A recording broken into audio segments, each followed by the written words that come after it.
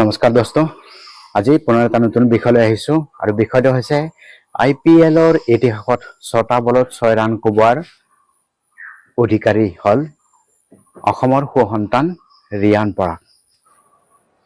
তেওঁ ইতিমধ্যে কলকাতা নাইট ৰাইডাৰ্ছৰ বিৰুদ্ধে 4 মে তাৰিখে এখন হাই ভল্টেজ খেলত 6টা বলত 6 ৰান কৰি ইতিহাস ৰচিবলৈ সক্ষম হ'ল আৰু তেওঁৰ এই 6টা বলত 6 ৰান সংগ্ৰহ কৰাই তেওঁ IPLত বিশ্বৰ ভিতৰত তৃতীয়গৰাকী অৰ্থাৎ তৃতীয় স্থান লাভ কৰিবলৈ সক্ষম হ'ল আৰু বিশ্বৰ ইতিহাসত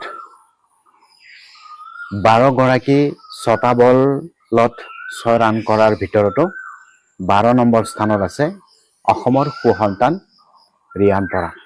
জানো আহক এই তালিকাখনত কোন কোন আছে তাৰে সবিশেষ। প্ৰথমে ইয়াৰ অধিকাৰী লাভ কৰিছিলে গালফ্ৰিড ছবাৰ্ছ, ৱেষ্ট ইণ্ডিজৰ এগৰাকী খেলুৱৈ।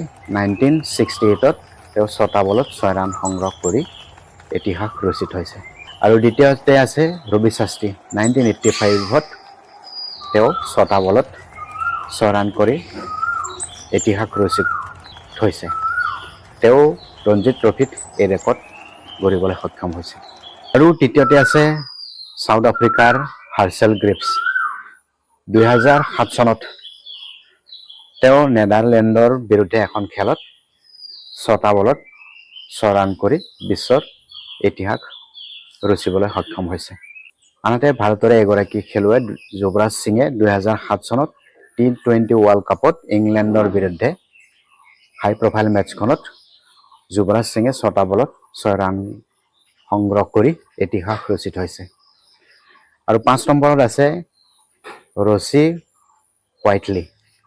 ইংলেণ্ডৰ তেওঁ খেলুৱৈ। 2017 চনত 6টা বলত 6 ৰান কৰি ইতিহাস ৰচিবলৈ সক্ষম হৈছে তেওঁ আৰু 6 নম্বৰত আছে আফগানিস্তানৰ এগৰাকী খেলুৱৈ হজৰতুল্লাহ জাজাই। 2018 চনত তেওঁ 6টা বলত 6 ৰান সংগ্ৰহ কৰি ইতিহাস ৰচিত হ'বলৈ সক্ষম হৈছে। 7 নম্বৰত আছে লিঅ' কাৰ্টাৰ, নিউজিলেণ্ডৰ এগৰাকী খেলুৱৈ।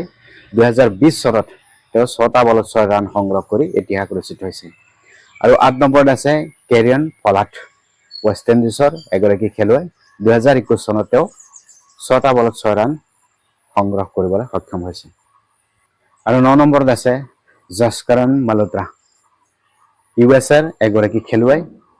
2021 চনত 6টা বলত 6 ৰান সংগ্ৰহ কৰি ইতিহাস ৰচি হ'বলৈ সক্ষম হৈছে আৰু 10 নম্বৰত আছে টাইছাৰা পেৰেৰা, শ্ৰীলংকাৰ এগৰাকী খেলুৱৈ।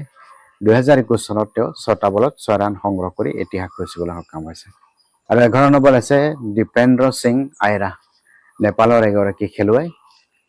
তেওঁ 2024 চনত 6টা বলত 6 ৰান সংগ্ৰহ কৰি ইতিহাস ৰচি হ'বলৈ সক্ষম হৈছে আৰু 12 নম্বৰত হৈছে অসমৰ সুসন্তান তথা ৰাজস্থান ৰয়েলছৰ অধিনায়ক ৰিয়ান পৰাগ। 4 মে 2025 তাৰিখে তেওঁ কলকাতা নাইট ৰাইডাৰ্ছৰ বিৰুদ্ধে 6টা বলত 6 ৰান সংগ্ৰহ কৰি 12 নম্বৰ স্থানত তেওঁ ইতিহাস ৰচাৰ অধিকাৰিত্ব লাভ কৰিবলৈ সক্ষম হৈছে।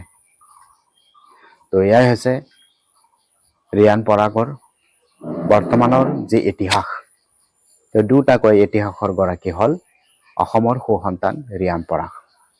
অনাগত দিনত ৰিয়ান পৰাগে আৰু ইতিহাস ৰচক তাৰে কামনা কৰি আজিৰ এই বিষয়টো ইমানতে সামৰিছোঁ। যদিহে চেনেলটো এতিয়ালৈকে ছাবস্ক্ৰাইব কৰা নাই তেতিয়াহ'লে লাইক, কমেণ্ট আৰু ছাবস্ক্ৰাইব কৰি দিবলৈ নাপাহৰিব। ধন্যবাদ।